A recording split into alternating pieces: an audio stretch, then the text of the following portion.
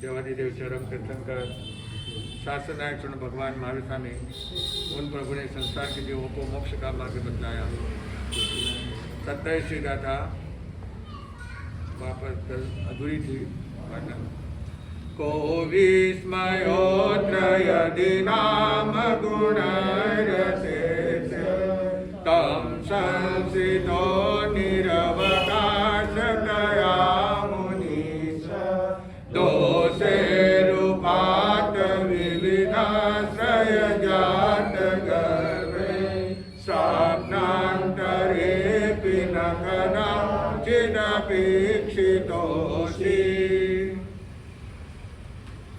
हे मनीष, परमात्मा को यहाँ पे नमस्कार करते हुए आचार्य श्री कह रहे हैं कि आपके अंदर गुण जो प्रकट हुए हैं, उन गुणों के कारण दोष दुर्गुण जो है वो आपसे दूर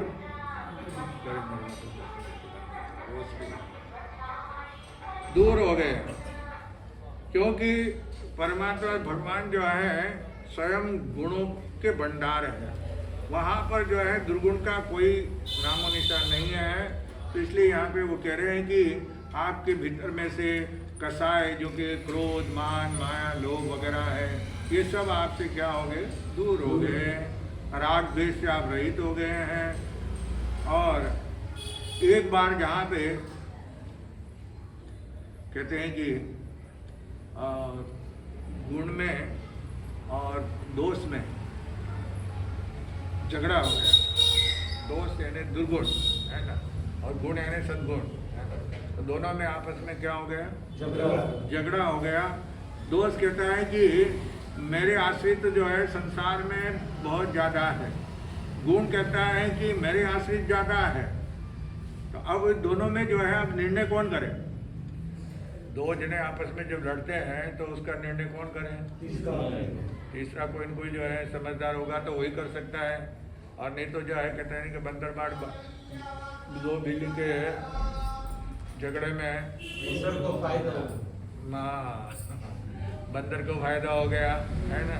बिल्लियाँ लड़ी कि ये रोटी मैंने देखी है, वो कह के मैंने देखी है, ये मेरे हक की रोटी हो गई थी, मेरी रोटी है। तो भाई चलो चलो दोनों का क्या कर दो, आधा आधा करो। अब आधा आधा करे तो उसमें कहते तेरे उसमें रोटी ज़्यादा है, वो कहते तेरे इसमें रोटी ज़्यादा है, तो वो और झगड़ा। इसलिए नाप तोल करके तो बंदर को कहा कि भाई तुम तोल करके क्या करो, बराबर तोल। सब दोनों पलड़ा में बराबर आनंद ही है ना। काटा क्या बोलते? धर्म काटा। क्या बोलते हैं? धर्म काटा। धर्म काटा। आजकल इलेक्ट्रिक आ गए, पहले वो बाट वगैरह रखना पड़ता था।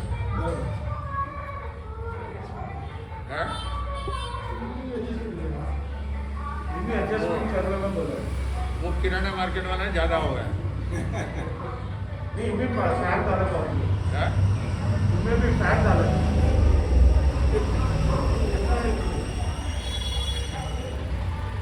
तो धर्म नाम तो उसका होता है धर्म काटा। लेकिन अब उसमें तोल करने वाले जो है क्या है कि पहले ये गाड़ियाँ वगैरह बड़ी बड़ी लारी वगैरह तोलते ना, तो क्या है कि पहले तो तोलते जब पत्थर वगैरह सब निकाल लेते हैं। बाद में जब माल भर करके लेके आते हैं कितना वजन है तो उस हिसाब से वजन तोलते हैं वापस। तो बाद में वो पत्थर भी रहते हैं अंदर में है ना, बड़े पत्थर बाटा बाटा का वजन इतने बड़े बड़े पत्थर होते हैं, वो भी उसके साथ में तुल जाते हैं। तो तोलने की मशीन होती है, आदमी को भी तोलने की होती है। दवाखाने के अंदर आदमी वो छोटी अंकल होती है, बड़े बड़े स्टेशन पर। अच्छा, मेरा वजन बढ़ गया, गड्ढा बाकी पहले जो है स्टेशनों के ऊपर जो है ना वो होती थी, कॉइन्स डाला, रुपया डाला, 2 रुपया डाला, तो उसमें से वो कार्ड आता था कि आपका कितना वजन। एक जगह एक आदमी खड़ा हुआ उसके मशीन के ऊपर, वो कार्ड आया, उसमें लिखा है हाथी का तोल नहीं होता है। आदमी तोला जाता है, हाथी नहीं तोला जाता है।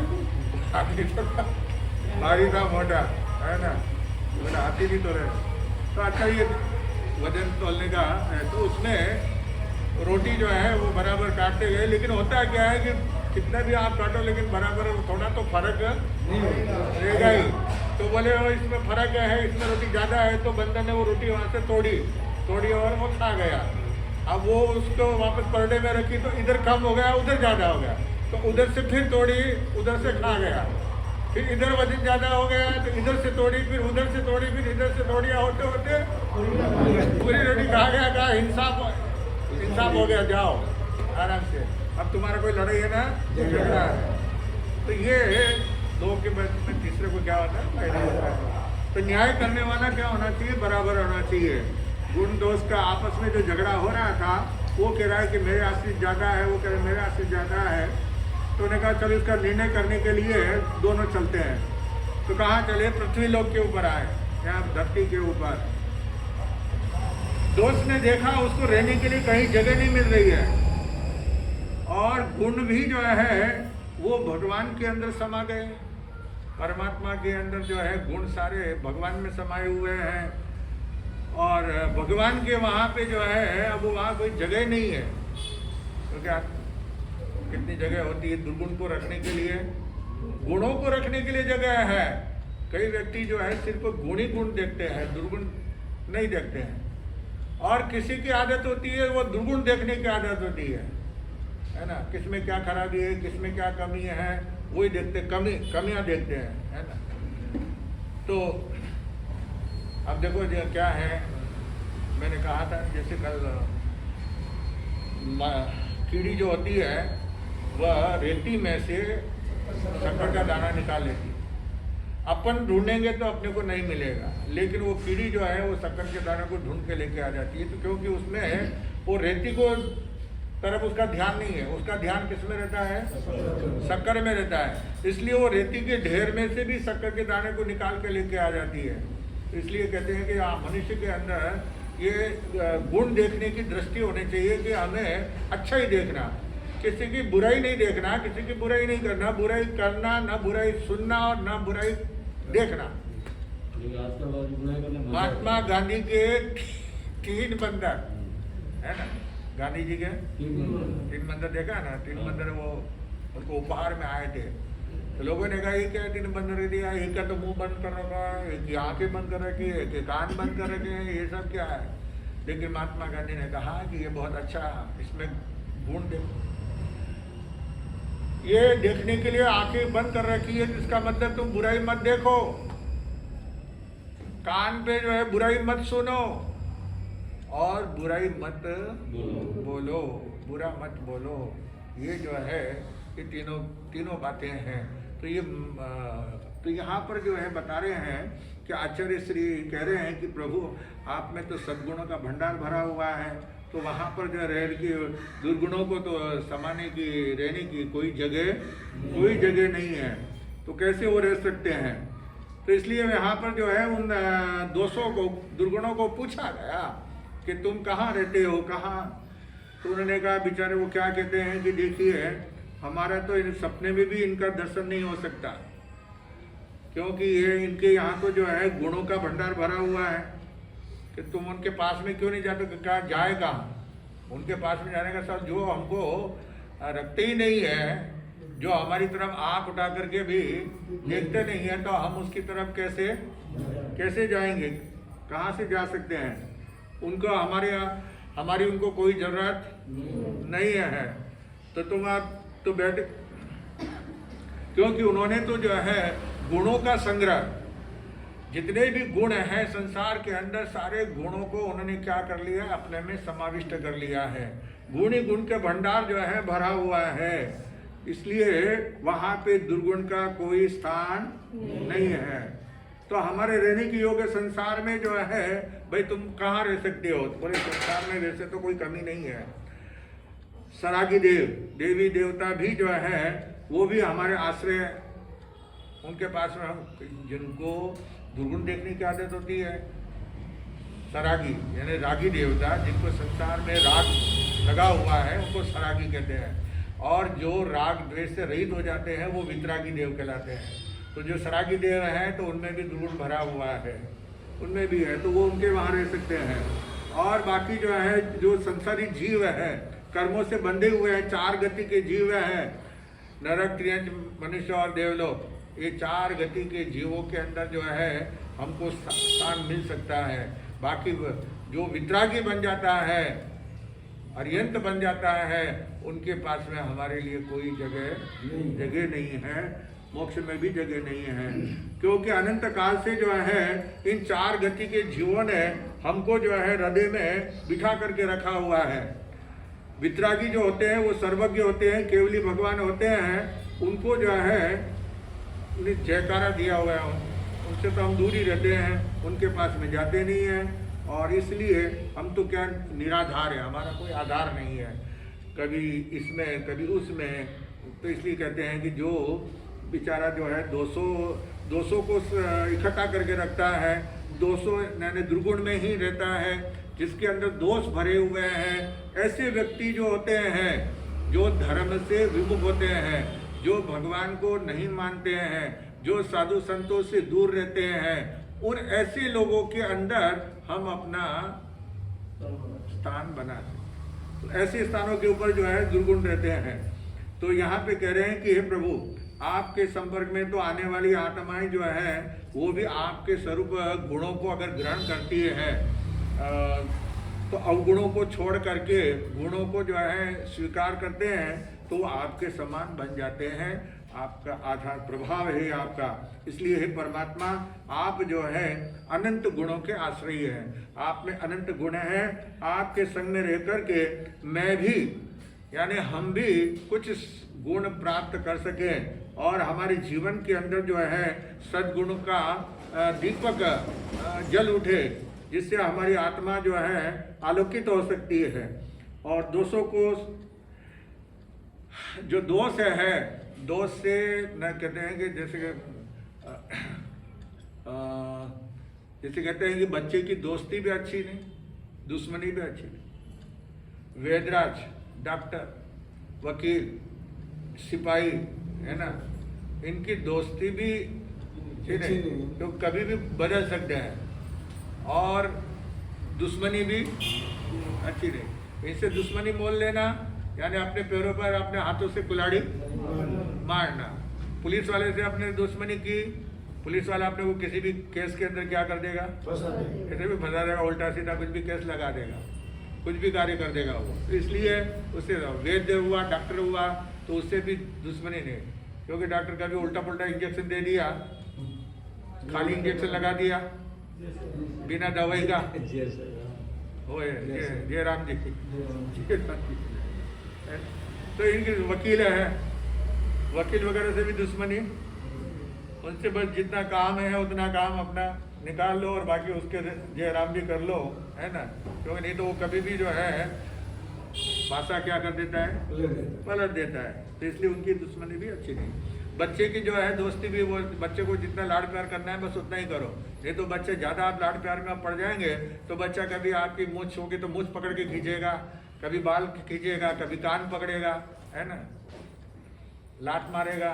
बच्चे को तो, छोटा बच्चे को जो है वो जितना आवश्यकता है उतना ही उसको, हाँ। तो इसलिए ये यहाँ पे कह रहे हैं। और बच्चा नाराज हो जाए तो और उल्टे पीटे ही करा दे, है ना। और कि मार नहीं मारा हो तो बोलते मारा, ये मारा। थोड़े से आपने थोड़ा सा डर भी बता दिया, वो रोने लग जाएगा कि किसने मारा, मारा नहीं बोल सकता है तो वो हाथ के इशारे से क्या करेगा, बता देगा, है ना। तो इसलिए कहते हैं यहाँ पे, तो इसी गाथा के अंदर ये सद्गुणों का भंडार भरने के लिए कहा गया। सद्गुणों को जीवन में उतारिए, अच्छे गुण हमारे जीवन में आएंगे तो हमारा जीवन जो है आलोकित हो सकता है, प्रकाशित हो सकता है। और इस गाथा का जो है अगर जाप करते हैं तो शत्रु के भय से दूर रहते हैं। शत्रु का नाश मतलब भय नहीं रहता है, हमारा कोई शत्रु नहीं रहता है, तो इस गाथा का जाप करने से। अब 28वीं गाथा के अंदर उच्चैर शोक तरु संसित मोन्मयूक महाभाति रूप ममलम भवतो नितान्तम स्पष्टोल्लसत्किरणमस्ततमोदितान बिम्बं रवेरिव पयो धर पार्श्ववर्ती। देवाधिपति भगवान जब तीर्थंकर भगवान को जो दीक्षा ग्रहण करते हैं और दीक्षा लेने के बाद में वो अपनी साधना करते हैं, साधना करते हुए अपने कर्म जो है वो नष्ट करते हैं, घाती कर्मों को समाप्त करते हैं और तब उनको जो है केवल ज्ञान की क्या हो जाती है, प्राप्ति हो जाती है। जब केवल ज्ञान की प्राप्ति हो जाती है तब उस समय इंद्र महाराज आकर के उनके समोसरण की रचना करते हैं और समोसरण के अंदर जो है वहां पे कहाँ लगाया जाता है समोसरण? अशोक वृक्ष के नीचे। अशोक वृक्ष के नीचे जो है उनका समोसरण रचा जाता है और इसमें भगवान के 8 महाप्रतिहारी की रचना की जाती है, जिसे कहते हैं अष्ट प्रत्याहार्य, है ना। ये नाम आ रहे हैं, एक एक नाम आएंगे आपको एक एक गाथा के अंदर। तीर्थंकर भगवान के जो है विशेष महिमा द्योतक चिन्ह रूप ये मानने में आया है कि अष्ट प्रत्याहार ये भगवान के, तीर्थंकर भगवान के होते हैं और किसी के नहीं होते हैं। समोसन की रचना जो है भगवान के लिए होती है, बाकी तो आप जैसे पंडाल वगैरह सजाते हैं ना ऐसे, लेकिन देवता आकर के समोसन की रचना किसके लिए करते हैं? तीर्थंकर भगवान के प्रवचन के लिए। तो वहां पर जो है इंद्र महाराज आकर के बनाते हैं। तो यहाँ पे बता रहे हैं कि जैसे जहाँ पे बहुत ज्यादा मीठा तो होता है वहां पे देवता त्रिगड़ा, यहाँ पे जहाँ पे अधर्म ज्यादा होता है तो वहाँ धर्म की प्रभावना करने के लिए सभी जगह के ऊपर जो है त्रिगड़ा की रचना नहीं होती है। समोसरण की हर जगह पे नहीं होता है, रोजाना नहीं होता है। कहाँ होता है कि जहाँ पे मिथ्यात्व का जोर ज्यादा होता है, जहाँ पे विधर्मी लोग ज्यादा होते हैं, जहाँ पे पाप कर्म करने वाले लोग ज्यादा होते हैं, वहाँ पे धर्म की प्रभावना करने के लिए, वहाँ पे लोगों को धर्म का उपदेश समझाने के लिए, धर्म का महत्व समझाने के लिए कि देव कैसे होते हैं, अरियंत देव, वितराग देव कैसे होते हैं, वो इतना सब कुछ होते हुए भी वो कैसे निष्प्रिय होते हैं, निष्परिग्रही होते हैं। तो ये समझाने के लिए जो है वहाँ पे वो त्रिगण की रचना करते हैं देवता गण। तो वहाँ पे त्रिगड़ा रचा जाता है जिसमें मनुष्य, देवता और तिर्यंच वगैरह सबको बैठने के योग्य आसन होते हैं, सबके बैठने की व्यवस्था जैसा अपन सभा के अंदर करते हैं ना, है ना। तो ऐसे वहाँ पे देवता लोगों के लिए अलग, मनुष्यों के लिए अलग, तिर्यंच पशु पक्षी जानवर जो आते हैं उनके लिए अलग, है ना सब। और वहाँ पे भगवान के उस समोसरण में भिखारी है चाहे राजा है सभी एक अपने यहाँ तो क्या है कि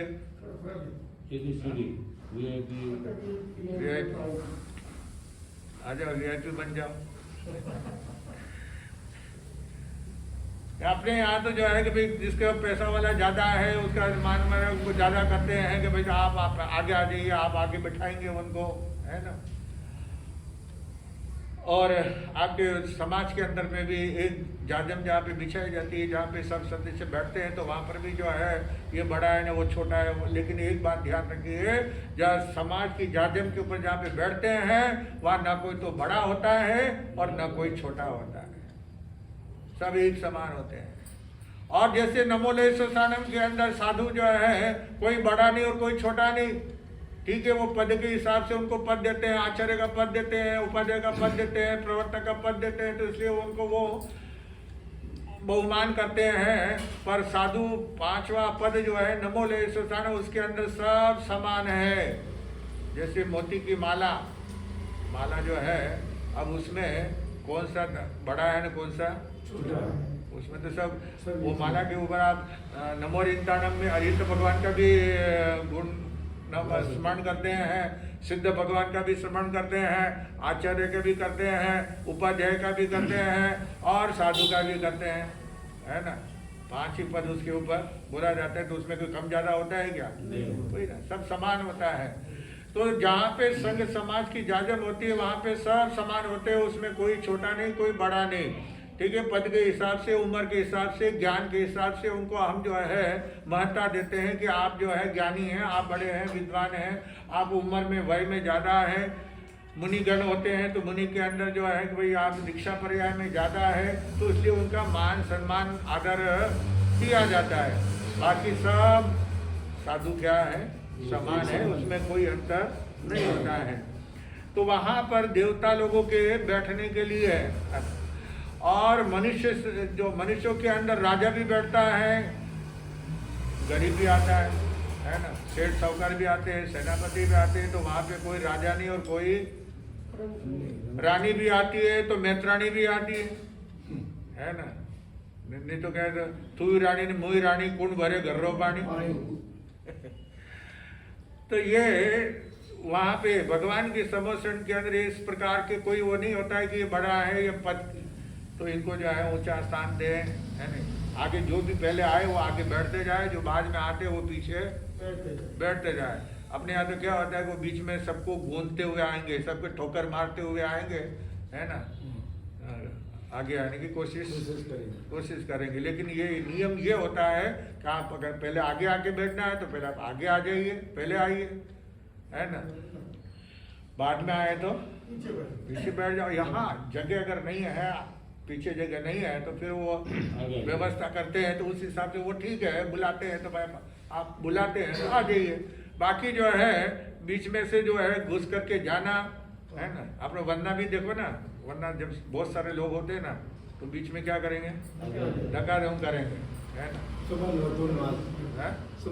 हाँ, जाने को जल्दी हमको पहला लाभ हमको मिल जाए। अरे जितना जैसा करोगे वैसे ही मिलेगा, इतना ही मिलेगा।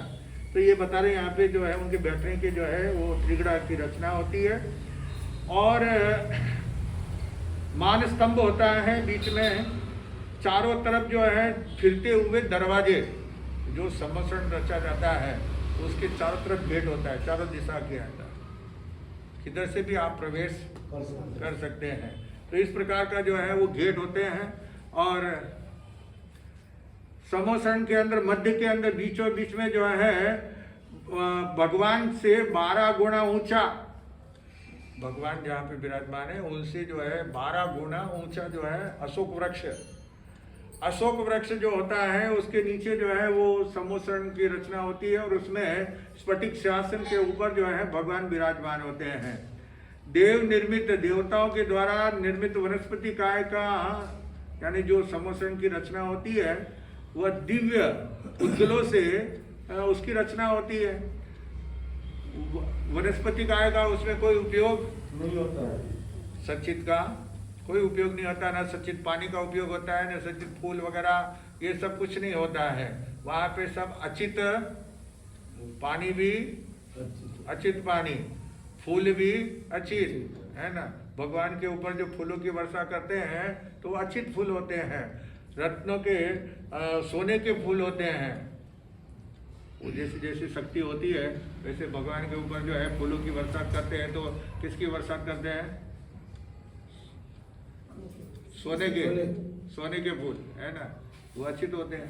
जैसे आजकल आर्टिफिशियल आ गए वृक्ष, झाड़ वगैरह भी जो है ना, केले के झाड़ है, नारियल के झाड़ है, अमरूद के झाड़ है, सीताफल के झाड़ है, पपीता के झाड़ है, सभी जितने भी फल फ्रूट है, अंगूर वगैरह है ना, मौसम भी है, एप्पल है, सब प्लास्टिक के आ गए। फूल भी जो है ना प्लास्टिक के आते हैं। वो पहले जब बहुत आते थे, पहले वो डोडे आते थे, डंडी होती थी नीचे, जैसे फूल की डंडी होती है ना, पकड़ने गुलाब का फूल है ना, सूंघनेंगे तो उसमें क्या करते हैं, वो सेंट का जो है ना, अंतर मंत्र सब उसमें, रुई जो है फोआ, रुई का फोए के अंदर वो सेंट लगा करके उसके डोडा बोलते थे, उसके अंदर उसको डाल देते थे, बंद कर देते, वो थोड़ा सा सुराख होता था, सुनते थे उसको। वो बरात स्वागत में देते हैं, भारत से अबे मत दे, अब कुंड दे, पहले होता था, पहले वो ये बहुत अच्छा मानते थे, है ना।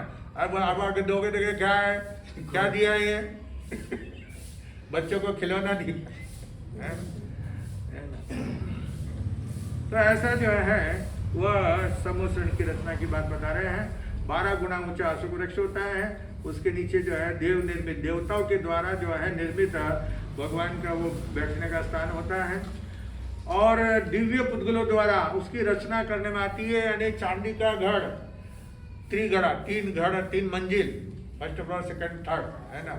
तो फर्स्ट फ्लोर जो होता है चांदी का, दूसरा होता है सोने का, तीसरा होता है रत्नों का, है ना। ऐसे जो है वो त्रिगड़ा होता है, और जिसके अंदर 20,000 पायरियां कितने? हाँ सीढ़ियाँ। हाँ भगवान इतने ऊपर जो है विराजमान होते हैं, 20,000 पायरे सीढ़ियाँ चढ़ेंगे तब भगवान के क्या होंगे? दर्शन होंगे। अपन तो नहीं चढ़ सकते ना, 20,000 पायरे चढ़ने के लिए बोलेंगे महाराज यहीं से नीचे से मत ही रोना, ऐसे कौन चढ़ेगा? हाँ, लिफ्ट हो तो फिर भी चले जाए, लिफ्ट हो तो फिर भी चले जाए, बाकी जो है कौन टांगे कौन तोड़ेगा? एक पूरा दिन ही एक कितना टाइम लग जाएगा 20,000 पायरियाँ चढ़ने में, है? तो इसलिए अपन तो चिंता में पड़ जाएंगे। लेकिन वहाँ पे भगवान के दर्शन वंदन करने के लिए जो जाते थे उनको पता भी नहीं चलता था कैसे ऊपर चढ़ गए, कितना टाइम लगा। जैसे कि अभी 2-5 मिनट ही हुआ है और सीधे भगवान के पास में पहुँच गए, दर्शन वंदन करते हैं, भगवान का प्रवचन सुनते हैं और वापस अपने घर भी आ जाते हैं, अपना काम धंधा भी करते हैं, खाना भी खाते हैं। उनको पता भी नहीं चलता है कि कितना हम चढ़ कर के आए, क्योंकि मन के अंदर जब भाव होता है तब उस समय है आप जब चलते हैं, आप ऐसे कहो कि आप जब अभी पैदल श्री रामपुर जाकर के आओ तो आप क्या कहोगे? हमारे साथ चलना में था घर से दुकान गाड़ी चाहिए, गाड़ी चाहिए, घर से दुकान जाने के लिए भी गाड़ी चाहिए। लेकिन साधु संतों के साथ में आप चलते हैं, है ना, तो वो पता भी नहीं चलता है, आपको थकेला भी नहीं आता है। कहते साहब मैं तो चला नहीं था लेकिन आज इतना चल गया। छोटे छोटे बच्चे भी चल जाते हैं कि भाई आज जो ये 10 किलोमीटर चल लिए हैं। तो ये क्यों? कि उस समय मन में एक भाव होता है, उस भावना से जो है न तो उनको पाँव में दर्द होता है, न उनको जो है तकलीफ होती है और वे जो है आराम से चलते हैं। तो इसलिए यहाँ पे कह रहे हैं कि जब भगवान के दर्शन करने के लिए जाते थे तो लोगों को जरा भी तकलीफ नहीं होती थी। रत्न जड़ित सिंहासन के ऊपर जो है भगवान विराजमान होते हैं और इतने शोभायमान होते हैं। श्लोक के अंदर बताया कि सूर्य समान प्रकाशित भगवान, सूर्य जैसे जो है कैसे प्रकाश करता है, उदय होता है तो सारी धरती का अंधकार वो क्या कर देता है? नष्ट कर देता है, अंधकार दूर कर देता है। तो ऐसे भगवान जहाँ पे विराजमान होते हैं तो वहाँ पे सूर्य की तरह जो है वो चमकते हैं और उसको घेरे हुए जो है ये हरा रंग का अशोक वृक्ष, क्योंकि वृक्ष कैसा होता है? नीला, है ना।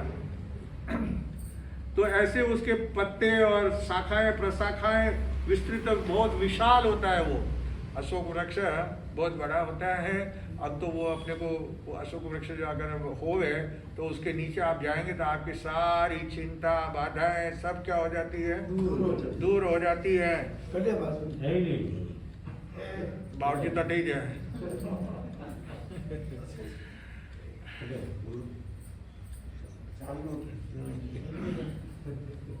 अशोक वृक्ष के बीच विराजे सोए नाथ हमारो रे।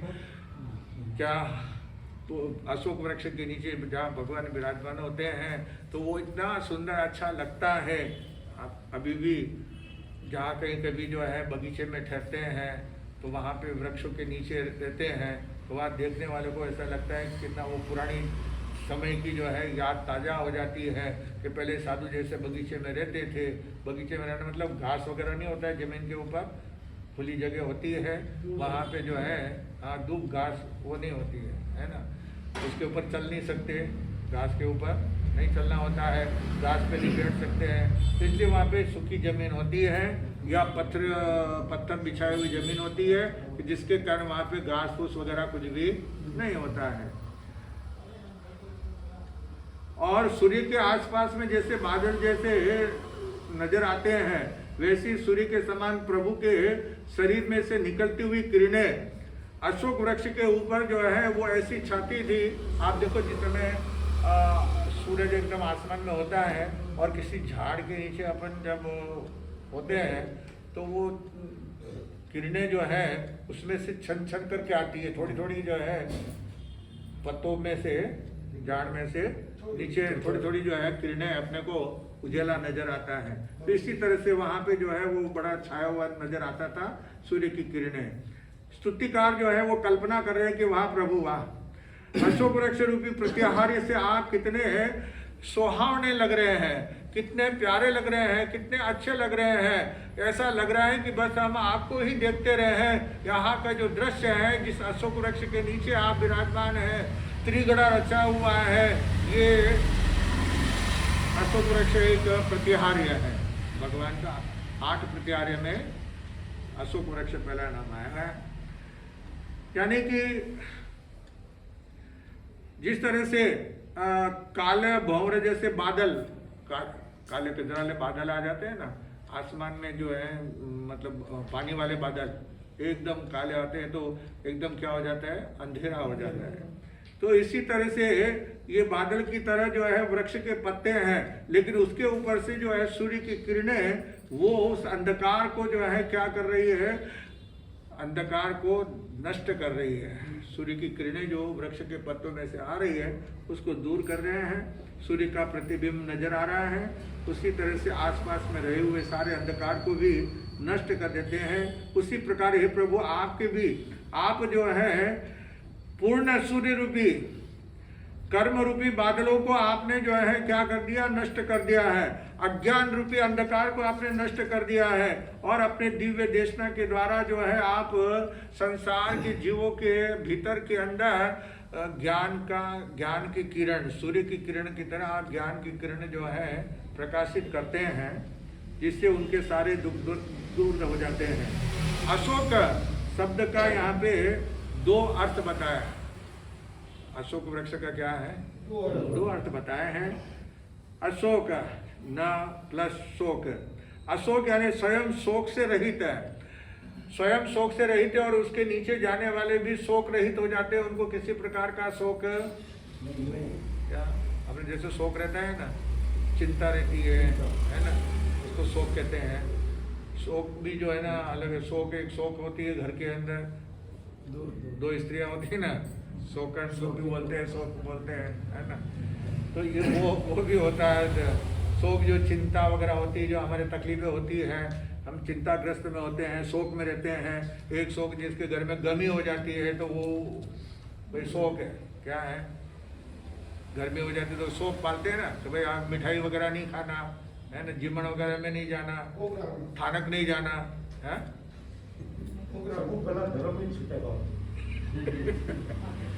शोक है भाई, शोक है, इसके लिए थानक में भी नहीं आते, धर्म ध्यान में नहीं आते, सामयिक में नहीं आते, प्रवचन में नहीं आते। दुकान तो जा सकते हैं, दुकान के लिए शोक नहीं है, बड़ा छूट है। बटे तो उठावना होते कि वो कितनी जल्दी रहती है कि कितना जल्दी उठावना हुए, जल्दी दुकान खोलो, दुकान खोले, है ना, उठावना की जल्दी रहती है। तो शोक रहित होता है और जिसके पास में आने वाले का शोक संताप दूर हो जाता है। यानी अशोक वृक्ष का मतलब जिस अशोक के पास में जाते हैं तो वो तो शोक रहित ही है अशोक वृक्ष, लेकिन उसके पास में आने वाले जो भी आए उसके सारे शोक चिंता बाधाएं सब क्या हो जाती है, दूर हो जाती है। तो इसलिए उसको कहा गया अशोक। परमात्मा स्वयं मोह कर्म से मुक्त, भगवान जो है स्वयं जो है मोह कर्मों से रहित हैं और इसलिए शोक रहित है, और इसीलिए आने वाले का शोक संताप भी अवश्य टल जाता है, अवश्य उनका शोक चिंता सब समाप्त हो जाती है। ऐसा जो है ये अशोक वृक्ष की पहला प्रत्याहारी की वर्णन किया गया है, इसको महाप्रत्याहारी कहते हैं। और ये जो 28वीं गाथा है, 28वीं गाथा का जो शुद्ध मन से मन वचन काय की शुद्धिकता के साथ में इसका जो जाप करते हैं तो ये व्यापार में लाभदायक है, ये काम का है,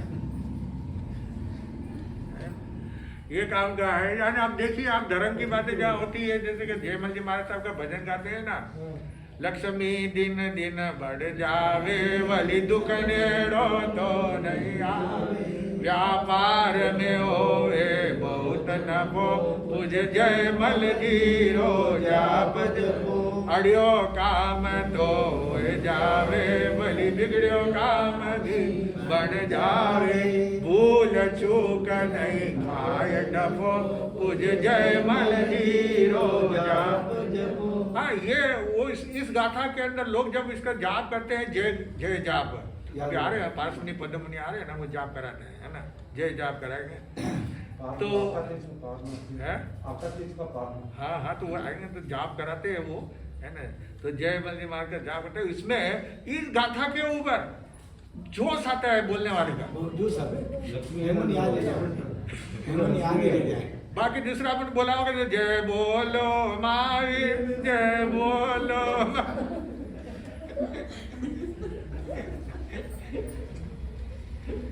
जोश नहीं आता, लक्ष्मी नहीं है। ये इसलिए कहते हैं कि इस 28वीं गाथा का जाप करने से मन वचन काया की शुद्धि के साथ में इसकी साधना की जाती है। भक्तामृत स्तोत्र की उसके भी जो है पुस्तक निकली हुई है। तेरापन संप्रदाय के मुनि जो है अभी नाम भूल गया, हमारे मित्र हैं, अभी वो नेपाल में थे, है ना, उधर ही अभी उड़ीसा उधर बंगाल की तरफ ही है। उन्होंने भक्तामृत पुस्तक जो है वो निकाली है। उसमें साधना किस तरह से की जाती है, किस तरह जाप, जैसे वो हमारे वो सत्याजी स्वयं लता जी ना, है ना, वो भक्तामृत संपुट का जो है जाप कराते हैं ना, है ना, वो 48 दिन। पिछले साल प्रतिभा श्री प्रशंसा श्री जी उन्होंने भी भक्तामृत का संपुट, हाँ, संपुट जाप कराते हैं। तो वो जाप कराते हैं, तो इस तरह से वो साधना की जाती है। उसका मन वचन काया की शुद्धि के साथ में मन में किसी प्रकार का विचार नहीं आना चाहिए। मन में कोई दूसरा, अपन एक माला सही पूरी तरह से एक माला अपन पूरी नहीं पढ़ सकते, हमारा ध्यान इधर उधर क्या हो जाता है, तो बस वो नहीं होना चाहिए, भटकना नहीं चाहिए, बस उसी के अंदर मन रमना चाहिए। चाहे कोई आवाज भी लगाए, कोई बुलाए, कोई ग्राहक भी आ जाए, तब भी उसमें ध्यान नहीं जाए तो समझ लीजिए हमारा कार्य सिद्ध हो गया। इतनी मनोचन काया की शुद्धि के साथ में उसको जाप किया जाता है तो सारे हमको जो है लक्ष्मी की यानी व्यापार में लाभ हो सकता है। ये इस 28वीं गाथा के अंदर कहा है। आगे अब 29वीं गाथा के अंदर क्या कहेंगे वो आगे कल सुनने से अभी चरित्र भी ये भी पूरा होने वाला है। आगे बहुत सारे भी कार्यक्रम आ रहे हैं, है ना, छुट्टियां भी आएगी। हमने काम ही निवड़ी हो, बैंक लेडीज को काम निवड़ी हो सब। कई लोग तो आज धीरे धीरे कर दिया, भाई धीरे धीरे हो रही है, ज्यादा जल्दबाजी में नहीं, आराम करा जानो घटे थोड़ा कई विचार करते जल्दी निपट जाए तो जल्दी फिर धर्म ध्यान कर सकते हैं, प्रवचन में जा सकते हैं, है ना, तो काम फटाफट खाली नहीं बैठ करके काम निपटा ले। 1 तारीख अपने कैलेंडर में 1 तारीख तो किसी भी हालत में करना ही नहीं।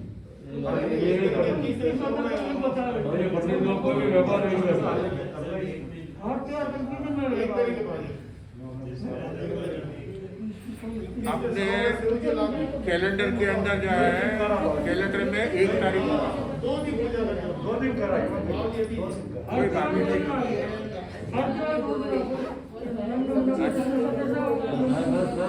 सुनो आप बातें लगा हुए बातें में लगा शांतिनाथ भगवान की जय। सुनो यानी 1 तारीख को दीपावली का भगवान महावीर स्वामी का निर्वाण महोत्सव है, ये अपने को ये ध्यान में रखना। तो जिस दिन दीपावली है उस दिन तो भगवान महावीर का निर्वाण महोत्सव है, इसलिए 1 तारीख को दीपावली पर्व है।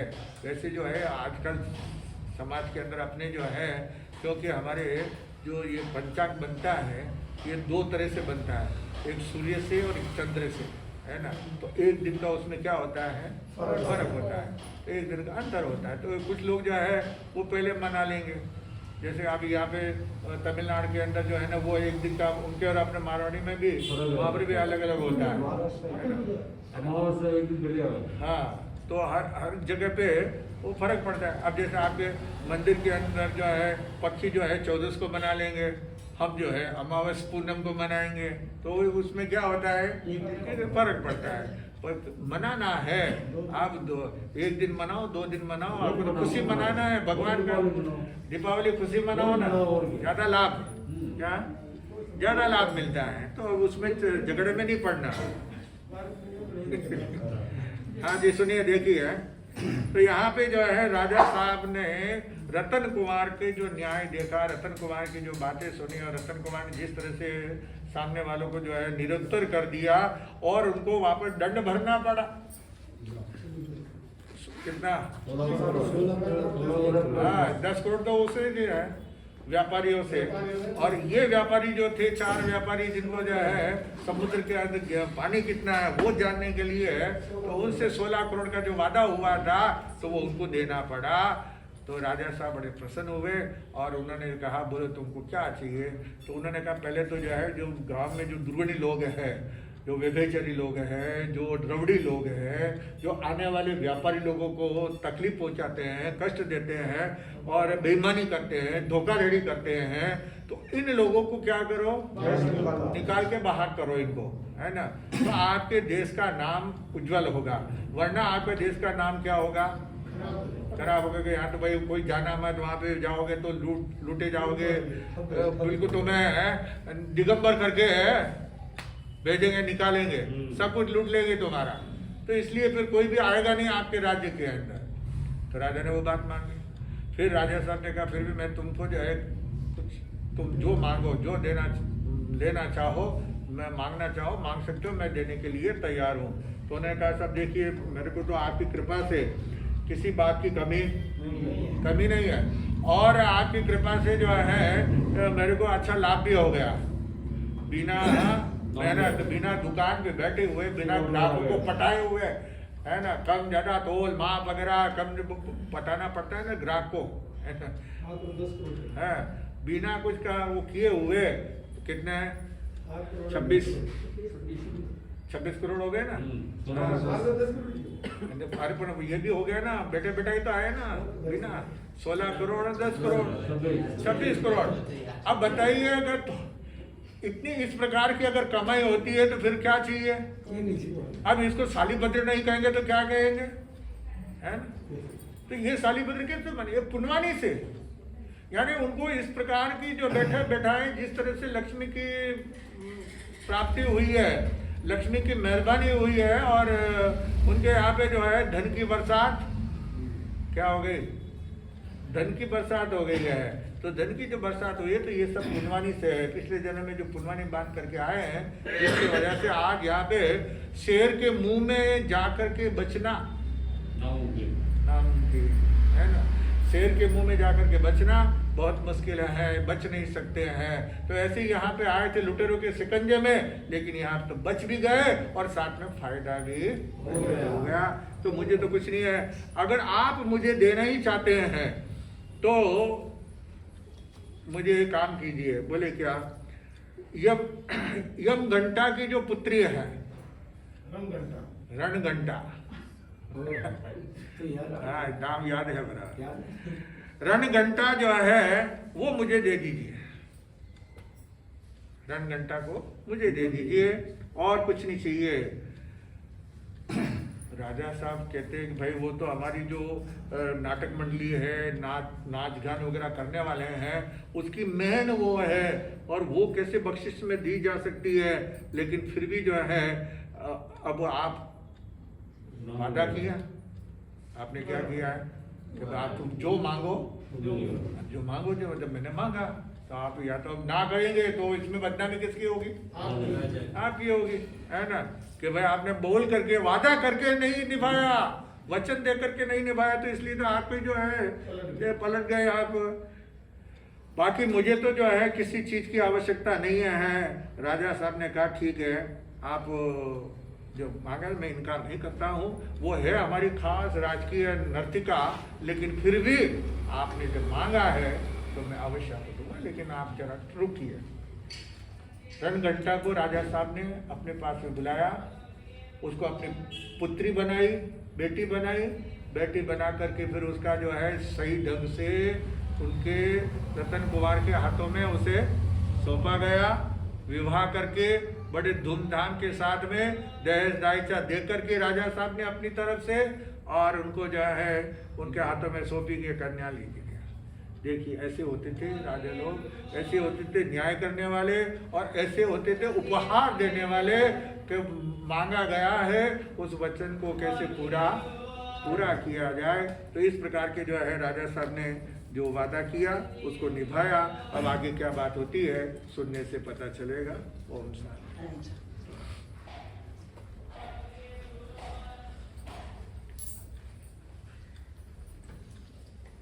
अर्थ विराजित परम पूज्य गुरुदेव, तरुण तपस्वी विमल मुनि जी महाराज साहब के सुशिष्य, स्वर्ण संयम आराधक, सेवा शिरोमणि, सेवा चक्रवर्ती, जिन शासन प्रभावक, सरसवाणी भूषण परम पूज्य गुरुदेव वीरेंद्र मुनि जी महाराज साहब के पावन श्रेष्ठ चरणों में कोटि कोटि वंदन। आपके समक्ष कुछ सूचनाएं रखे उसके पहले आज संघ के अध्यक्ष उत्तम चंद जी आच्छा को आमंत्रित करता हूं कि वे आगे पधारे और अपने भाव व्यक्त करें।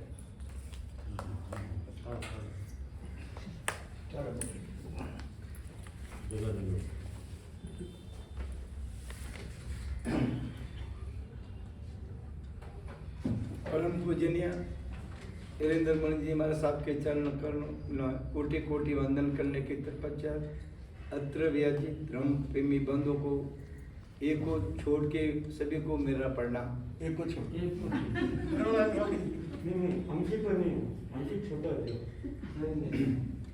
मैं आपके समक्ष में एक कवन प्रस्तुत करना चाहता हूँ, ध्यानपूर्वक सुने, बराबर कोई गलती हो तो क्षमा करें।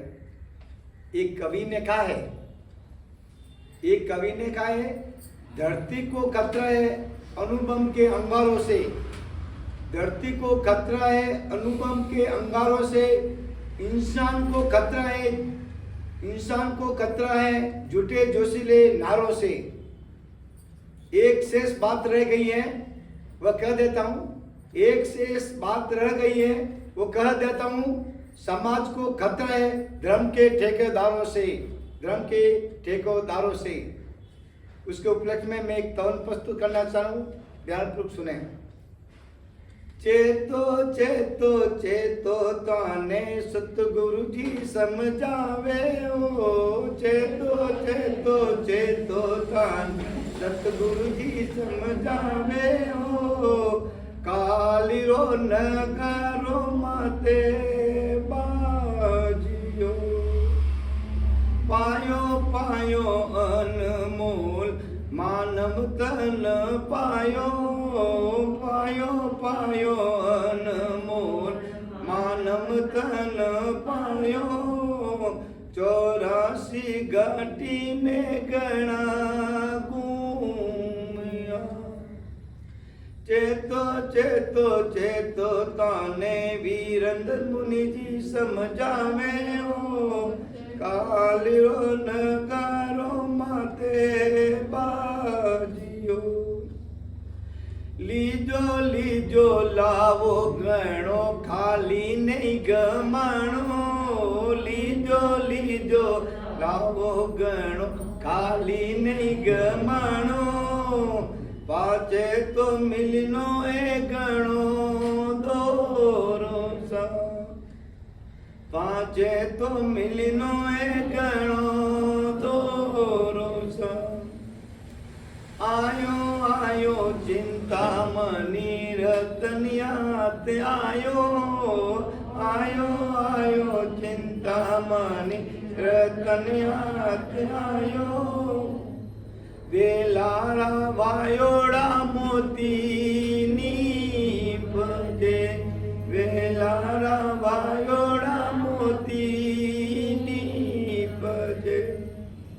चेतो ताने सतगुरु जी समझावे हो, चेतन तान सतगुरु जी समझावे हो, काली रो नगाड़ो माते बाजियो, रीजो माया सू चेतन द्वारा रीजो मापा सू चेतन द्वार दीजो, चिकना कर ममती बांध लीजो, चिकना करम मती बांधो जानो जानो दुनिया सू एक दिन जानो जानो जानो दुनिया सू एक ही जानो साते नी चाले लखाया कामणी साते नी चाले लखाया चेतो चेतो चेतो ताने वीरंद मुनि समझावे ओ कालिरो नगारो माते बाजियो धन ने जोवन चेतन पल मई बिल जावे ओ धन में जोवन चेत पल मई बिल आवे ओ बादल में चमके प्यारी बादली बादल में चमके जो प्यारी बीदली करनी करनी भूकत गणी वेला चेतन पावो करनी करनी भूकत केरी तेला चेतन पावो वीरंदर उजालो साचो ज्ञान रो वीरंदर उजालो चासो ज्ञान रो चेतो चेतो चेतो चेतन धृत गुरु जी समझावे ओ कालिरो नगारो माते बाजियो साधक चेतन हर्ष हर्ष हर्ष हर्ष आपके समक्ष थे संघ के अध्यक्ष उत्तम चंद जी आचार्य जिन्होंने अपने सुंदर तरीके से अपने भाव व्यक्त किए। आपका संघ की ओर से बहुत बहुत धन्यवाद। इस रविवार को 27 तारीख को गुरुदेव के प्रवचन के पश्चात गुरुदेव का प्रवचन जहाँ ठीक 9 बजे से 10 बजे रहेगा और उसके पश्चात श्रीमान सा माणक चंद जी सा नवीन कुमार जी सा सचिन कुमार जी सा धानेशा परिवार की ओर से अल्पार की व्यवस्था ऊपर चौके में रखी गई है। सभी महानुभावों से निवेदन कि ज़्यादा से ज़्यादा संख्या में पधारे और लाभार्थी परिवार को आपकी सेवा का मौका जरूर देवें। कल जैन युवा संगठन के जो जैनों का एक अमुक संगठन माना जाता है वहाँ के पदाधिकारी एवं सदस्यगण गुरुदेव के सानिध्य में पधारे थे।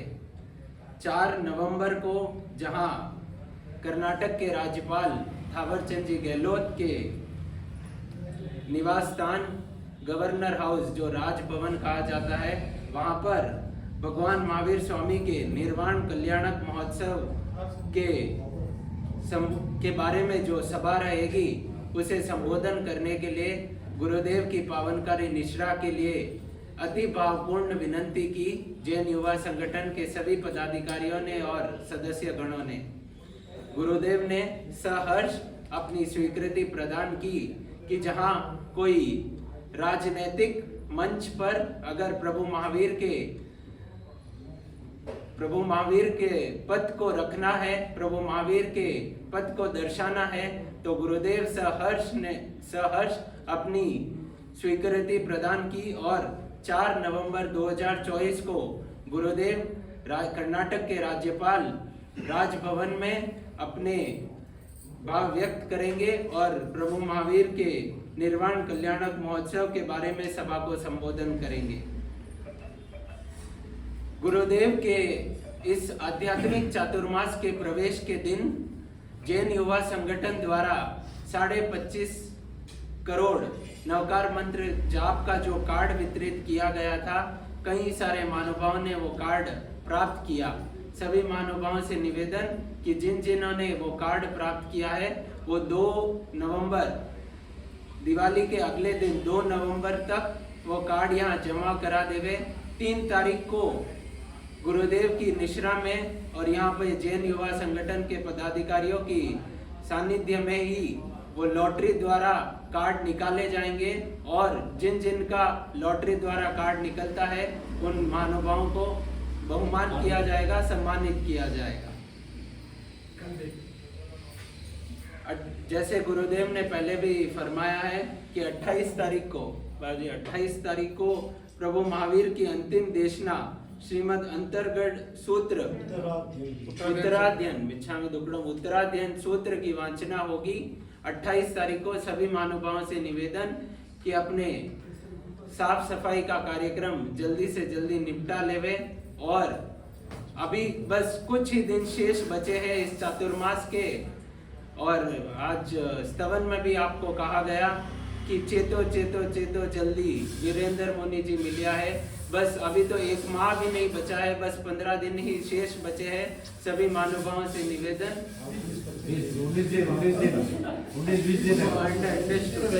4-5 दिन तो छुट्टियों में निकल जाएंगे। जैसे 4 तारीख को प्रवचन रहेगा नहीं, छुट्टी निकल जाएगी। इसीलिए महानुभावों से निवेदन ज्यादा से ज्यादा संख्या में पधारे और इस रविवार को भी अल्पार की व्यवस्था रखी गई है, ज्यादा से ज्यादा संख्या में पधारे। गुरु आज्ञा विरोध प्रभु आज्ञा विरोध कुछ कहा हो तो मिच्छा पचकान एकासना अनंतणा भगवान नाथरागल वो श्री एकासना करने वालों को आइंबिल उपवास आज की माला जो है सुविधिनाथ भगवान नाम में तीर्थंकर सुविधिनाथ भगवान के नाम की एक माला फेरना और अभी जब तक नहीं खाओगे तब तक आप पटकान ढूंढता मता वैसा का वो श्री चतारी मंगलम अरियंता मंगलम सिद्धा मंगलम साहु मंगलम केवले परंतु धम्मो मंगलम चतारी लोगतमा अरियंता लोगतमा सिद्धा लोगतमा साहु लोगतमा केवले परंतु धम्मो लोगतमा चतारी शरणं प्रपद्यामि अरियन्ते शरणं प्रपद्यामि सिद्धे शरणं प्रपद्यामि साहु शरणं प्रपद्यामि केवले परंतु धम्मो शरणं प्रपद्यामि अरियंतों का शरण सिद्धों का शरण साधुओं का शरण केवले प्रभुताय धर्म का शरण चार मंगलिक चार उत्तम और शरणानी कोई होगा जो भव्य प्राणी करे आराधन उसका जय अमर पद होगा।